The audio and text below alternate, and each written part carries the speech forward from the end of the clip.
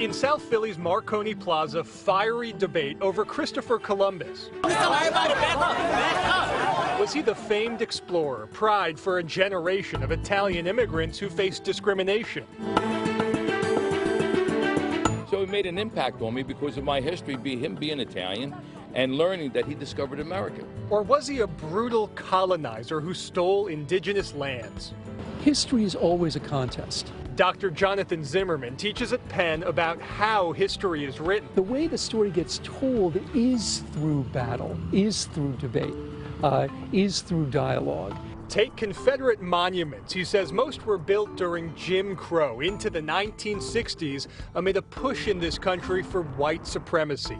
That's when these statues went up, not right after the Civil War.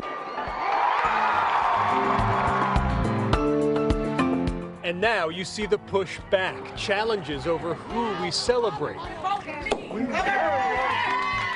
But he worries about erasing racist chapters of our story.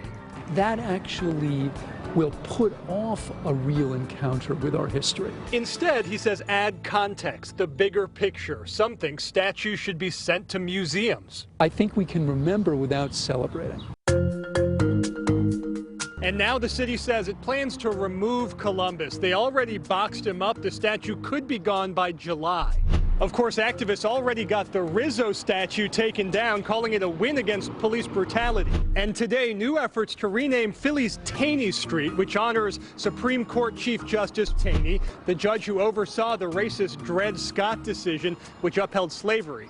But as some tear down, others are bringing up stories once ignored. It took till 2017 for Philly to erect a statue honoring an African-American, Octavius Cato, a pioneer for voting rights. There were many leaders in the African-American community, but no statues erected.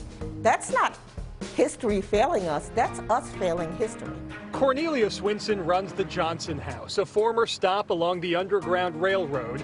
She understands why many want racist monuments gone. But that's not going to resolve the systemic issue that exists. Historians say the only way to do that is by confronting our true past. The real history of the country is it was founded on freedom and unfreedom.